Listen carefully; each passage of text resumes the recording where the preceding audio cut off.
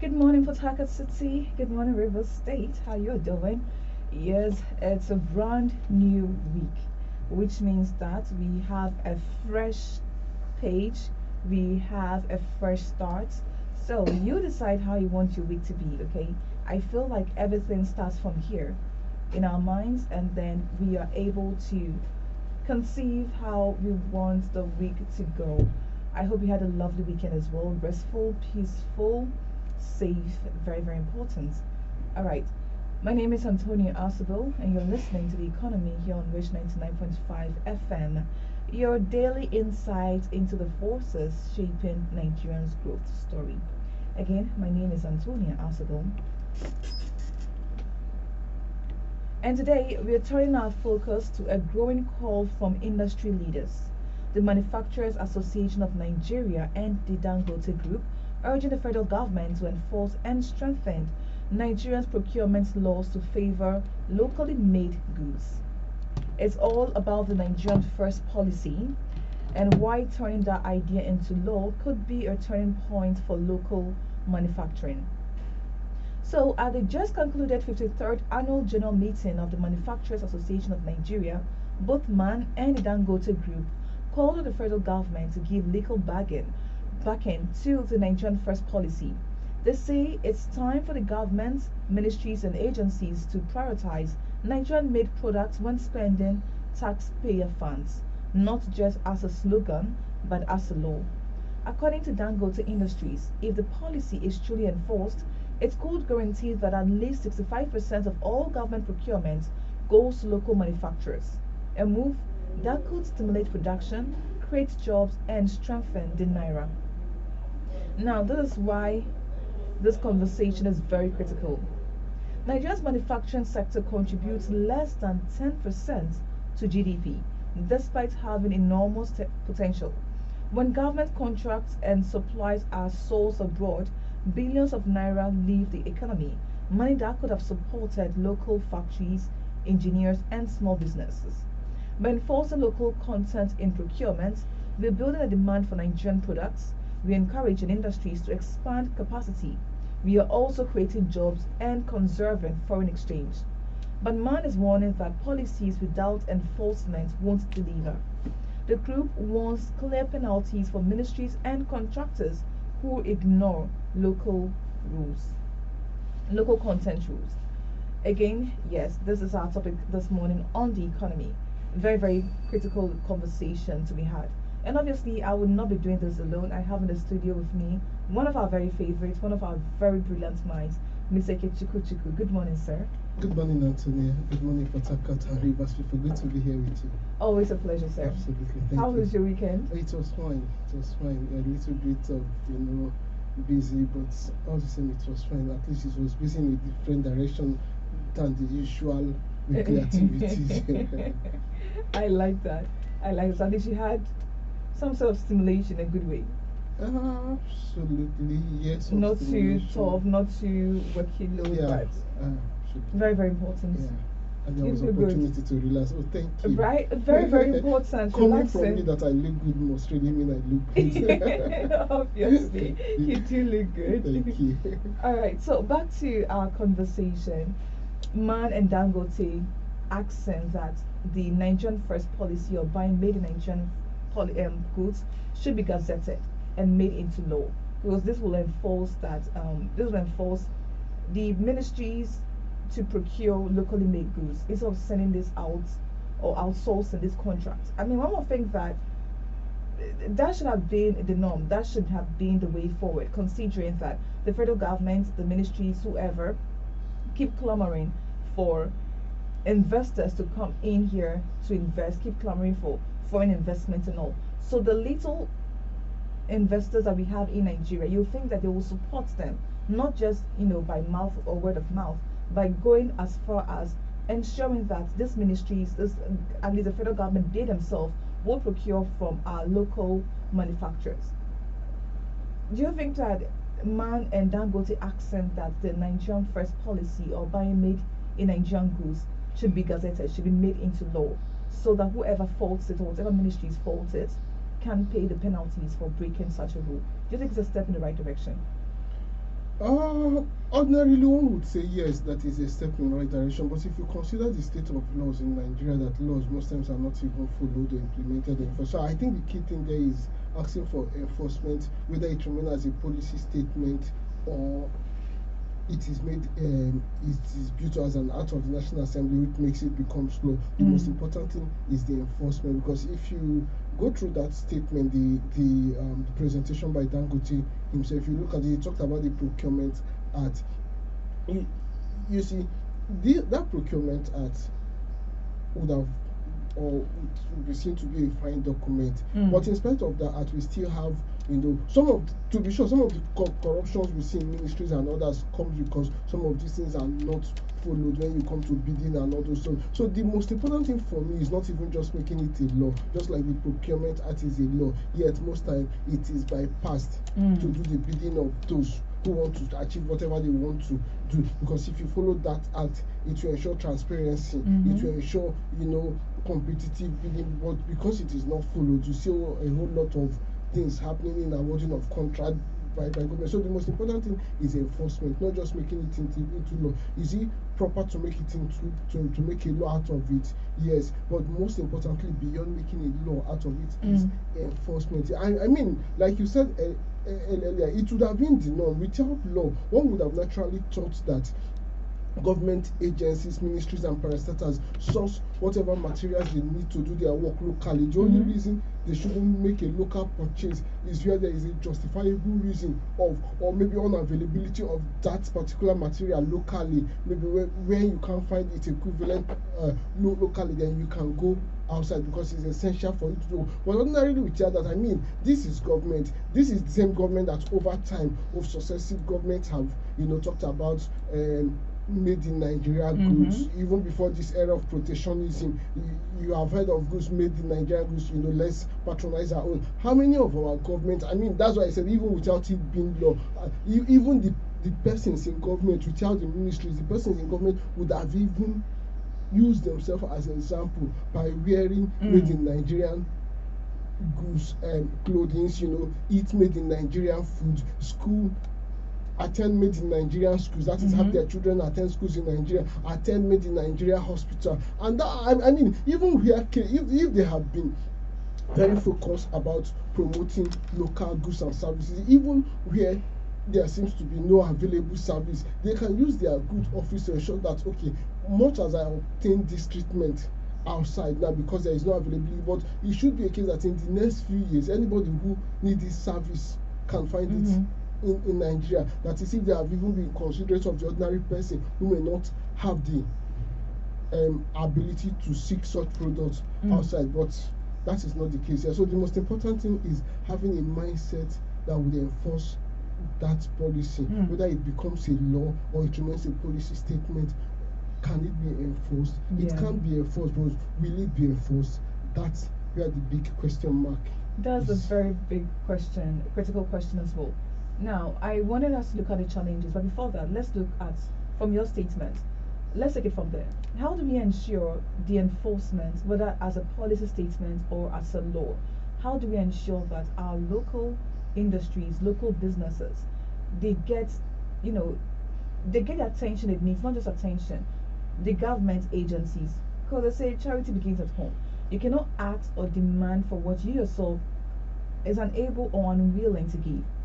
If the government agencies who are asking for foreign direct investment to come into the country, and these investors, obviously, they would do their homework, they would observe the terrain and see if I should come and invest in this country, would my business suffer or is it going to thrive? How will I know this? Is by observing how some of these industries in Nigeria are doing. Are they doing well? The government that is trying to woo me to come and invest in their country, do they even utilize some of these local investors? So how do we ensure that this critical step is being enforced properly, either as a policy statement or as a law? Who enforces law in Nigeria, if I may ask you? It is the executive. So how much willingness have those in the executive, both at the state level and the federal level, shown? They have an unbridled appetite for foreign goods and services, whether it be unbridled appetite. Absolutely, whether it be in medical care, schools for their children, holidays.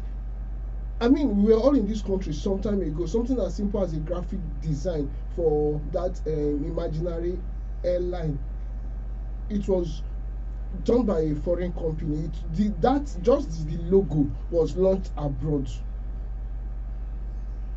Why wouldn't that, even though that project was slotted as it is, why didn't they even think of launching that, or yes, launching that and even designing the logo in Nigeria? Why contract it to a foreign company? So something as simple as that. So that's why I asked that question.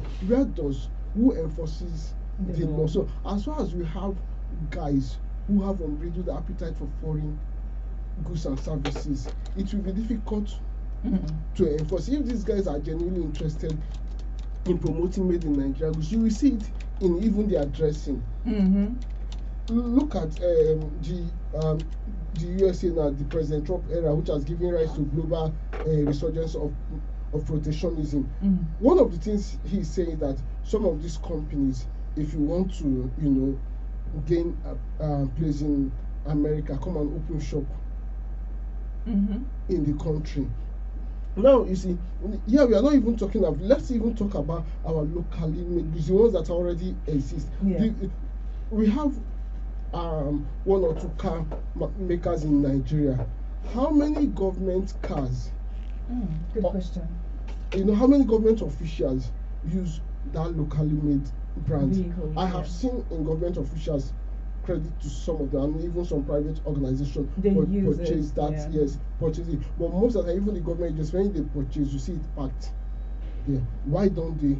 The few they purchase, see it's just packed somewhere. Why have we not seen ours? Even if they need specific, have they attempted to discuss with this guy? Can you make us maybe something specific?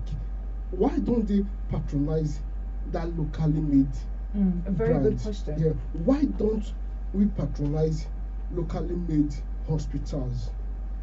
I mean, the common man do patronizing the local hospitals, but yes, the executives, most of them travel out for medical. And you come back to tell me made in Nigeria. So the only reason why you won't go for that is probably you can't afford it. Because if it is because we can't afford it, or the quality? No. Why you won't go abroad could possibly be because you can't afford it. Because if it is by example, those who should give you the example patronize made in Nigeria foreign hospitals. So if they patronize foreign hospital, they don't even have the will to ensure that those. I'm even talking about private hospitals. There are even private hospitals that at least few of them that very good can compare to some of the services they get outside. Why don't they patronize that local? Why can't each of the state governments, in government houses? I mean, almost every state government house have a government house hospital. Why can't such government house hospitals be equipped that they become world class? That those in government and around government house can attend it. Why do they still go outside? Because they don't. Like I said, they have an unbridled appetite for foreign goods and services. Children's school abroad, the clothes they wear abroad, the clothes they wear comes from abroad. Their shoes, everything. If you give them a chance, they probably would use a toilet from abroad. I mean, they are using a toilet from abroad. If you got into their house, it could be imported. Yeah, or maybe they would have gone there to use the toilet and come out. But this tell you how bad it is. So it's not about, for me, it is not about making it a law. It is enforcing it. The guys who enforce it, do they have the mindset to promote made in Nigeria goods and services? Because if they don't promote it, it may even become a case of injustice if you would always assess foreign goods and you want to stop the other guy who can afford it from assessing it as well. Yeah, but if you want to make it work, start from yourself. That's why I say it shouldn't even be a matter of law. For example, we won't go into making law for how private government officials dress, the kind of law. But morality may push them if there are people who want to promote made in Nigeria services, knowing the economic benefit of it. Morality may push them, even though it is not a law, to say, okay, I would patronize made in Nigeria. Because after all, this World Trade Organization Director, Director General Ngozi Okonjo-Iweala. She is not in government. She need not be in government. Every time she dresses in a Nigerian fabric, Ankara. Yeah. I mean, nobody have seen her and feel like she's looking awkward. No, she looks very beautiful and elegant. So if she can do it, what stop all the first ladies from dressing that from way as Nigeria, well? from you know, but not just dressing that way, from patronizing those textiles made in Nigeria? What stops them from? I mean, like I mean, even if they want to wear suits, we have some very good designers that are into suit production you see, as well. even the material, it only takes a policy and encouragement to encourage a textile company that can make those suit material, so that you have the materials locally here, and like you said, you have good designers locally that can design for people to wear. I mean, even those that wear the the flowing gown, which you call the agbada and all that, they're only African cultural materials in name. Most of the times they come from outside the country. But so if these guys are sincere of made in Nigeria, they can even start from themselves. Let's encourage it. I mean, it may not be a matter of law, but morality. Let's even common sense. Yes, at the presidential villa, the government villa, the governor's villas, and others. Every governor can say that as much as is possible, most of the things that will be served in government, all the time they have banquet and all that, most of the things that will be served in government house should be locally sourced within my state or within Nigeria. The ones we can't get within our state, let's even try outside Nigeria before going. Outside my state before going outside Nigeria. The country. You can imagine if government, so decide, let's say a particular state XY decide that all the food, whether it be coffee, whether it be tea, all the drinks, wine that will be consumed in government house must be locally purchased. They probably would encourage a local producer to produce. And if you are one of the visitors to a government house and you see a particular wine consumed in government house, you may be motivated to go look for it in local market. Especially, true. And that's very true. by then, of course, it is the elites that would likely go to government house. By then, when the so promotion of such goods start, but that is not the case here. All right, now in all that you've said about enforcement, is it that we do not hold the government accountable for their actions and words? And if so, how do we ensure that if they make a procurement, or if they make a law, a statement, or they are asking people to do something, they themselves are equally held accountable? Because so it does not seem like, oh, they're just talking big, but they themselves are not willing to ensure that it happens. Because if anything, the governors, the government, the presidency, they are all ambassadors of their words. So if as an ambassador of your word, you're not portraying the kind of outlook, or you're not portraying your words for the people to accept, and then willingly also get involved in whatever it is you're preaching, how then do we move the country forward? Because you just mentioned, imagine a visitor going to the government house, and then when he's being served wine, he noticed that, it's locally produced, and he enjoys the wine. Obviously, he will want to go out there, look for the same wine, and then buy. In so doing, he's also going to tell his friends about it. Or when he has a party and where did you buy the wine from? Is this the name of the brand? Before you know it, word of mouth, and that business will be thriving. So, how do we hold them accountable for their actions and their words and their laws? It's not just about rolling out the law and then letting it seem like they are about the laws being made.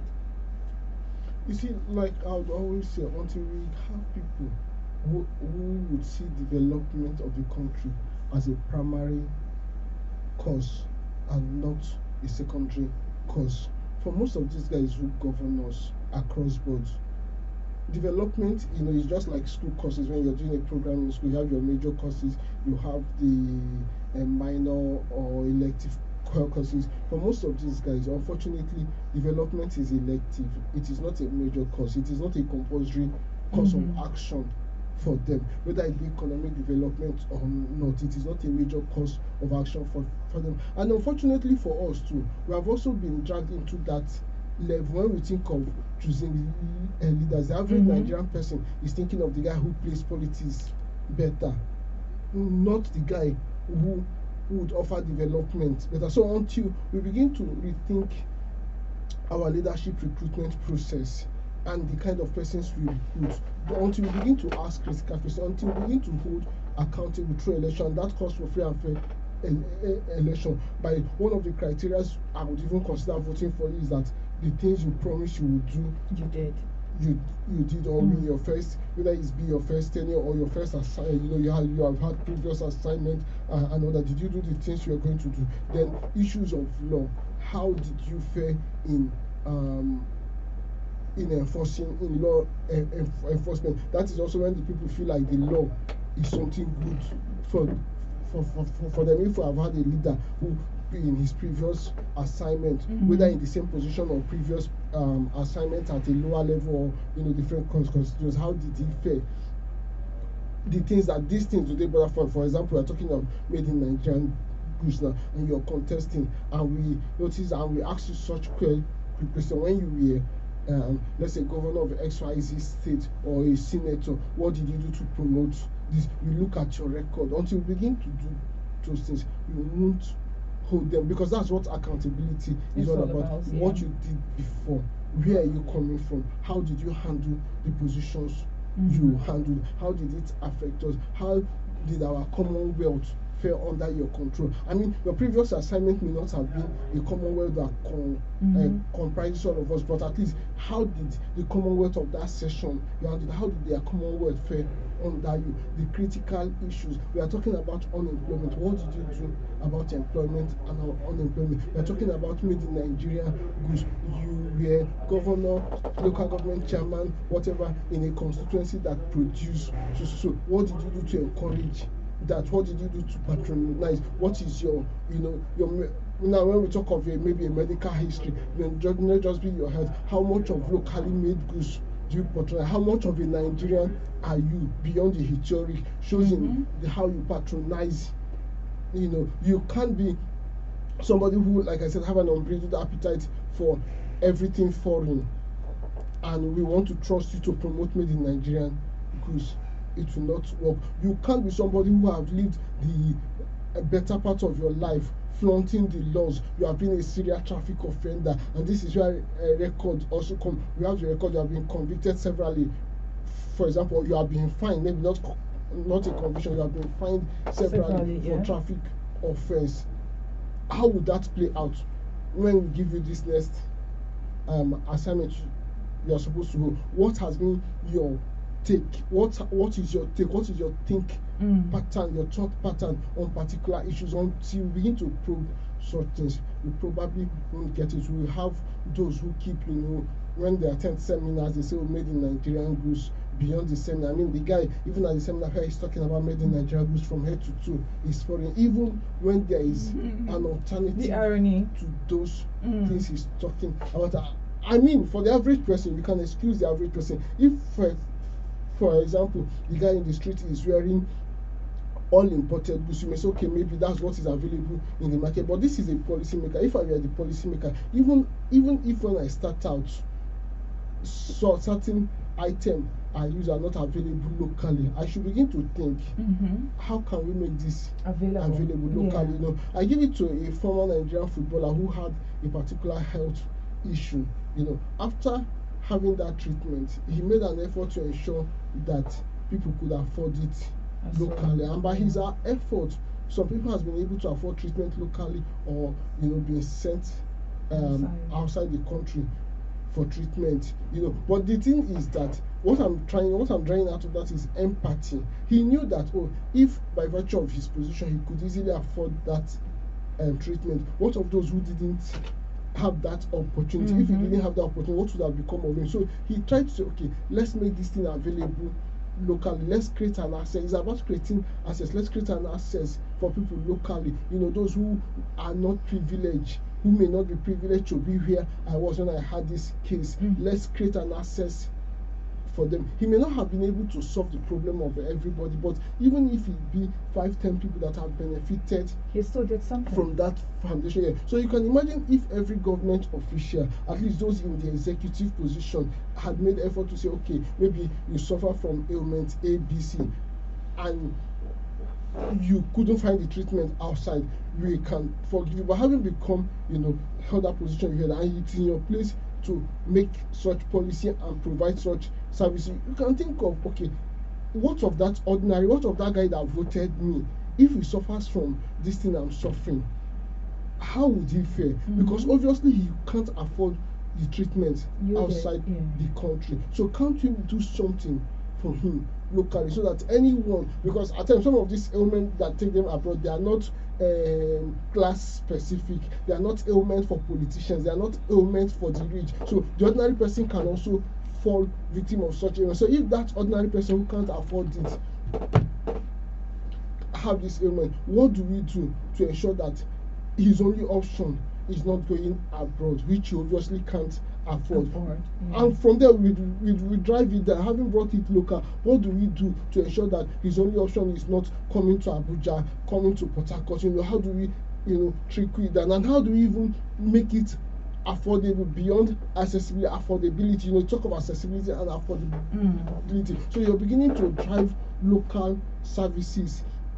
I mean, even if the only thing you have is empathy, start from the things that ail you, the things that worry you. So you begin to feel like you can relate to. Absolutely. So in other words, you'll be able to relate to the people absolutely, as well. Absolutely. Schools, you have children who go abroad. What of that ordinary guy whose children can? What can we do to ensure that we have quality education here? I mean, promote locally made services, promote locally made goods. It is not by theories. It's a conscious effort that government have to make. So for me, beyond making a law, which is fine, it is having those who would be willing to enforce it, to walk the talk, as it is said. And if you do it, there is a whole lot of benefit to it. Employment will be created. There will be, and the pressure of foreign currency and foreign exchange will be lower, because for everybody that goes outside for a foreign made service, whether it be hospital, whether it even be goods, holidays, school, and everything, there's a pressure on foreign exchange, because you need to exchange. You earn in naira, obviously you need to exchange the naira to that foreign currency, and then the pressure increases. But if some of these things can be gotten locally, that means the need for foreign currency would be reduced. So and then the naira too can be strengthened. Absolutely. Yes. That's the advantage of using made in Nigeria goods and services. Then it creates employment. Then opportunities. Yeah. If we get better at those goods and services, we may even export some, thereby also earning foreign currency. So there is a whole lot of benefits to it. All right, thank you, Mr. Ikechukwu. Before we move on, let's look at the government's response in terms of the accountability and transparency we spoke about, and also enforcement of whether policy statement or the law. So the Ministry of Industry, Trade and Investment has responded saying the Nigerians First policy will soon be backed by formal guidelines and procurement rules. The aim, according to the minister, is to ensure that whenever an imported product is chosen over a local one, a justification must be documented, a step towards accountability and transparency. Do you think this will go a long way to curb the issue of transparency and also accountability? This is not what I said before. If government agencies can even, if they have been, even without law, if they have been, employing locally made services and goods, except where there is no such service available locally. For example, I gave example of the graphic design that was launched abroad for the Nigeria Air, the imaginary Nigeria Air. Those are services that would have been gotten locally. I would have empowered somebody. Probably the person would have been paid in naira as against the dollar, which was spent for that. I mean, I feel the reason why they like to take that way is because some of the exorbitant prices they quote they will be able to justify paying such enormous amount of money. Absolutely. So it's corruption. So this is why what the minister have said, for me, it is not comforting at all. It may look good, but it may just be a clever way to respond. After all, it's seminar. Let's just tell them what they want to hear. So since this manufacturers association, Dangote and all of them have come to say, oh, what, let's respond to them that, okay, you know what, you are not the only one thinking in that line. We're also thinking that way. In fact, we have plans to make it a policy. From the word go, you have been talking about Nigerian first. Yeah. Why are you still thinking of, as at now, if government was serious, there would have been, if they wanted to make it a law, there would have probably been a document already at the National Assembly waiting to pass, and even beyond making it to be enforced in their various agencies. Yes, the extant laws already. What are they doing about its implementation? Like I said before, it's not about making it law, it's about the implementation. We have a Procurement Act already, which to a great extent is a good document. How much of it has the government implemented? Not just the federal government, both the state and the local government. What effort has government made to ensure that those acts are followed? You know, are the ministries, various ministries, you know, have they made any effort?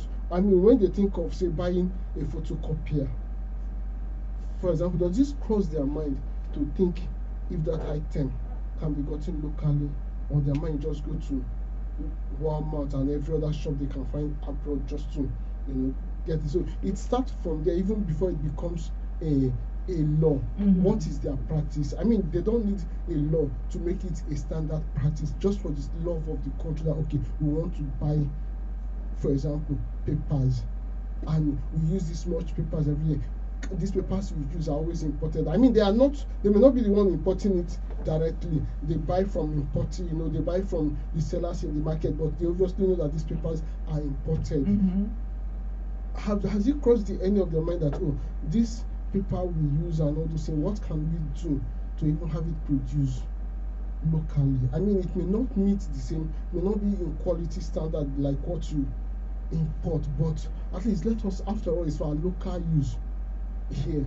And that also goes to show that if it's not up to standard, that's where the standard operators also come in and ensure, yes, they come in and ensure that most of these items meets the needed standard. Absolutely. Which is set a again, Nigerian standard. Yes. Having a Nigerian standard that, okay, this is the quality we're looking out for. Those who want to supply, this is, you know, set. You can even have a government standard that this is government standard. That after all, in some of the items that are imported, you still have your own standard that this is the standard we want for you to supply. So they can also have that, and even the companies, when you give local industries opportunity, over time they get better, because the rule in practice is whatever it is, you get better with practice. So the more you keep doing it, the better you get. You become, All right, now the challenges. But before that, if you want to contribute to this topic, you can call 0813-554-2321,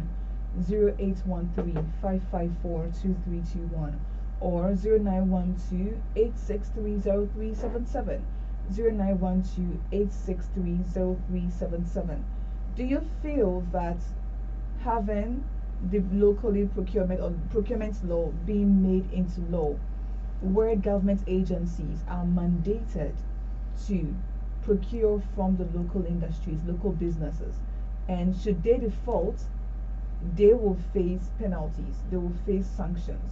Do you think this is a step in the right direction in boosting our economy, in supporting our local businesses, our local enterprises, our local content, whichever way you want to put it? What do you think? I'm here and I want to hear from you as well. Again, 0813-554-2321, 0813-554-2321, 0912-863-0377, 0912-863-0377. The challenges. Obviously, there will be challenges in this implementation. Now let's look at the local industries. Are they up to tax? Do they have what it takes to be able to deliver the scale, the quality that is needed, either by the government agencies or by the people? you see, you can't, like the saying goes, the taste of the pudding is in the eating. You can't tell how good the food tastes until you eat You've it. taken Yeah. a taste, So, yeah. until we give them a chance, we can't throw them off. It's very understandable that most of them, maybe their quality may not be Mm. at par internationally, but they also need to be encouraged. After all, in governance and politics, our governance is not at par with what it is elsewhere. So should we say because our governance is not at par, politicians are not at par as what it is over here, let's abandon our local governance and hand it over to The the foreign. foreign politicians to handle, since they seem more sophisticated and more. We have not done that. So in the same sense, yes, the local manufacturer producer may not immediately, and even those we patronize, hardly do you have a couple who started off and become excellent at once. They get better while the price, and now it's even easier. You, like you talked about certain qualities, you can set a quality. You don't have to invent the wheel again. You can just do copy and paste. Okay, but even you can even get some of those foreign companies that you patronize, make them understand, just like what I talked about, what the Trump government is doing. Okay, we buy XYZ amount of goods from you annually. Can you set up a small shop in Nigeria? At least with that small shop, you recruit people, and even where And then transfer of absolutely, knowledge, even where transfer you of have skills. to Yeah. use foreign, like some of the road constructions, I know that may not immediately you may not the local contractor may not be able to handle it. There is already a local content law existing, ensure that some of these things, there is a way we benefit from it. Yes, so there would be challenges, but some of those challenges are also challenges that that will depend on government to solve. For example, challenges of infrastructure, electricity, maybe challenges of machineries. They may not have all the machineries, they may still need to import machineries. Finance. Yeah, but then if they have to import machinery, government can also come in and grant maybe like a reduced import duty on importation of those machines needed for local production. Maybe some of them, maybe just a maybe, you can consider a reduced tax or a tax waiver for some period of time to help them stabilize. Definitely there would be challenges for local industries. Everywhere, even established industries have their challenges, but we won't on account of local challenges and don't give them. It keeps hurting us when we keep, everything we do is imported. I mean, if an economy as big as America under Trump could think of protectionism, Why not us? why not locally? Much as we live in a global system where globalization seems to have made it easy, open for everybody to do, but you can also have a way of protecting and encouraging local industries, or encouraging some of those multinationals to open shop in Nigeria. The key thing is, you want to ensure that as they open shop in Nigeria, you patronize them in your naira instead of the dollar, thereby the pressure on foreign exchange. Because there's also that one where people will be selling in dollars when they're living in Nigeria. Absolutely. The pressure on foreign exchange is reduced. Then also, it gives you an opportunity to create job, because when they open shop in Nigeria, even if you don't have indigenous manufacturers, when those foreign open shop in Nigeria, they probably most likely employ people that would work in those organizations. That you have created job, and with that job you have created the opportunity for people to be taxed, which is more money for the government. True. And also the transfer of skills and technology as well, which is very, very vital for a growing economy. Now let's look at the corruption that this could also open us up to. Inflated contracts, and that's one of the major problems in Nigeria, especially in the procurement sector, where we inflate. Earlier on in our conversation, we did mention that the reason why they like to outsource some of these deals or contracts is because then they can justify the cost, or the kind of money that is being come to them, or how they're spending their monies.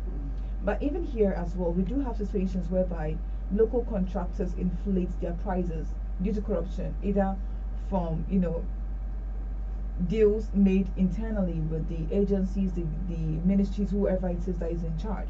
So they have to inflate it so they can get some cutbacks and all that. How do we also ensure that such practices do not end up there as well, which will also If you have civil servants yeah. who are not corrupt, who don't get kickbacks, and all those stuff, and you follow the Procurement Act, it means that if I want to buy this home, I don't just go to my friend and buy it from. We will advertise it for an open bid. People will present their bid. From that, you can get, if it is transparent, everybody will see which one is cheaper. But because it's not transparent, you don't know people don't what's get it. But happening. a transparent procurement process makes it know that, okay, why would you be buying this one for 50,000 when this other guy is selling it for 20k? I mean, the same from the same quality. So you need to make some explanation. Yeah, but because we prefer the opaque system as against the transparent system, and of course it's understandable. If you're going to carry out a corrupt act, you rather have everything opaque. So it will be difficult to trace. Absolutely, nobody sees through what is happening. Nobody sees through the curtain. Nobody knows what is happening behind the door. Just like some of the contract everybody has been talking about, major contract that there was no open bidding, it was just a multi-billion naira or dollar contract that was just awarded that way. So it comes back to what I keep saying, that beyond making it a law, it is the implementation of it that is the most important thing. Okay. Speaking of implementation, let's look at, we have a few more minutes then we wrap up, but let's look at the most important one. Beyond the laws, what support system? I mean, we were mentioning that sometimes the epileptic power supply can also go against those businesses. We also mentioned how their capability, do they have what it takes to provide on such a large scale? But beyond the laws, how else can the government support these businesses? Electricity, finance, logistics. They must be fixed for local industries to thrive. So how do we go about it? It is in the place of government to ensure infrastructures are provided. And when you say it's in place of the government, it does not necessarily mean that the government will provide it alone, but they can create an enabling environment. For example, electricity. You can create an enabling environment that makes it easier for private sector to invest in that sector and at affordable rate. So the most important thing is availability of electricity, which the industries need. If it's available, that problem is solved. Well, who is going to solve it? It is the same government, So it can be solved. There would be challenges, like I said, but those challenges are not challenges that are insurmountable. They can be solved. Then in terms of your acts of capability, at least even we may not start with everything as it is now. For example, if a government wants to buy an aircraft, nobody will say buy locally made aircraft because it doesn't even exist. But there are some things that we exist. Cannot deny that exist. For example, some of the consumables that government use every day can be produced locally. Even if they are not being produced now, they can be produced. We used to have a paper mill in Nigeria before. So if now we import all the papers we use, it is not because we can't produce papers locally. It's because something went wrong somewhere and we can correct that thing. So that's what I mean by consumable. Those things, those local things like the pen, the biros we use, we must not import some of those things. They are. Let's start with the consumables, the easy to make ones that can be used. Like I talked earlier, a serious government can even look at some of the things we consume. I mean, by way of edible, things they consume in government house. How many of such things can be produced locally? And let us stop this habit of importing everything. Yes, we may not have the capacity of producing everything. There is hardly any country in the world that will say they produce everything they use. Somehow you must still import one or two things, but let's even start from the basic things. From there we can develop. Yes, we may not be able to get the hard the complex one. Like I said, nobody will think of saying a government should buy a made in Nigeria aircraft because it doesn't even exist anymore. But there are some things that even if it doesn't exist, we can ask for. Why is it that we can't produce some of these things? Like I said, government agencies, whether it be local government and other, in spite of the computer age and other, there's still a whole lot of paperwork that we're doing in this country, and most of those papers also come from abroad. You know, there was a time we had a paper mill in Nigeria. Why can't we have them again? Running again? Yeah, you know, the ink we even use for printing, most of them are imported, if not all of them. Can't you think at least those are basic things that you know may not have a complex production process that we can cut down on? We may not be able to produce 100% of everything, every of those, even those basic things we need, but at least if we can produce 30% of, if we can cut down on 30% of the present imports, that would be something fine. I mean, just 30%, not even 50% would be fine. But it doesn't happen by wishful thinking. There have to be an effort to make it happen. There have to be a set goes to say, okay, from so time we want to reduce our current imports by 30%. At least if you can't force the individual, let's even start with government consumables. All the furnitures we use, why do we, you know, import them? Yes, most of the furnitures used are imported. Even, but you have local manufacturers here who can make even better ones. Yes, and even source the materials they need locally. Yes. True. You can start from those basic. All right, and finally, so we can wrap up. Can the local content laws alone transform Nigeria's manufacturing sector? Do you think, or do you believe that should it be passed into law and properly enforced, is there a way that it can transform Nigeria's manufacturing sector? It can, but like I said earlier, laws on its own may not be.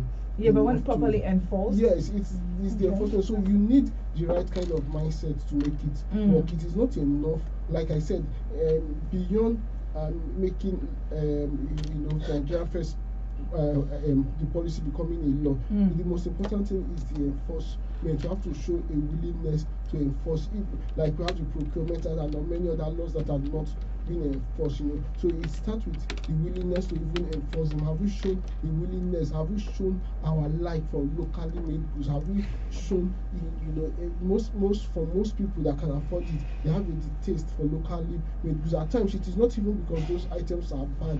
In several times it's just an ego thing. Booster. You know, the hair I'm wearing is foreign hair as against your local hair. My shoe is foreign as against your local shoe. Do you know where my children are attending school? You think it is this local schools? Do you know where my staffs are employed from? We employ them from, you know, as against your local schools. So at times it may not even be because they have been assessed to be better, but it's just the ego thing. Thank you so much, Mr. Ikechi. Thank you so much. You've bring so much enlightenment into this topic, and I'm sure that the appropriate authorities are listening, and even those at home too. We hope so. They are listening as well, and then also being encouraged to, you know, utilize our locally made products. It's not just the government. I mean, they are the main, like I said, ambassadors to most of the laws they make. But we ourselves too, as a people, if we show the willingness to, you know, want to patronize our locally made goods, it will show the government that there is a market there. The people want this. So the best way to please the people is by doing what they do. You know, so thank you so much, Mr. Ikechi. All right. As Nigeria pushes for economic diversification and self-reliance, enforcing a Nigerian first procurement policy would and could redefine the government spending drives growth. But the real test will be the implementation, turning good intentions into visible impacts. I am Antonia Asible, and this has been The Economy on Wish 99.5 FM. I learned a lot, and I hope you did as well. But don't go anywhere. Please stay with us. We have more coming your way. But up next is News Headline. Please don't go anywhere. 99.5 Wish FM.